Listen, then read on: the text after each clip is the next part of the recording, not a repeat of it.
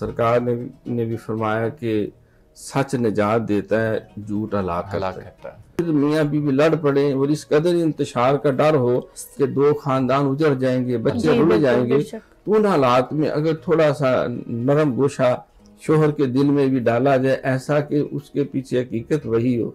और बीवी को भी कहा जाए कि वो तो परेशान है और वो रुल गया है और उसका तो हाल खराब हो गया, उसका तो मुर्दा भी खराब हो जाना, लिहाजा वो चाहता है कि मेरे दोबारा प्यार मोहब्बत पैदा हो जाए, रिकन्सिलिएशन हो जाए। तो उन हालात में उनको करीब करने के लिए या दो मुसलमानों की पार्टी आपस में लड़ पड़े, तो उनको करीब करने के लिए दोनों तरफ हिकमत और दानाई से उनको इस तरह करीब किया जाए कि जो पी के ऊपर जो इंतशार है अल-फितना तो अशद्दु मिनल क़त्ल, वो अमन और सलामती में बदल जाए। इज़ा ख़ातबहुमुल जाहिलूना क़ालू सलामा, जब जो हालात सारे शोर बचा रहे हो, तुमको ऐसी सलामती की बात फेंको कि लोग उस ध्यान लग जाए और उस शरारत से बाज आ जाए।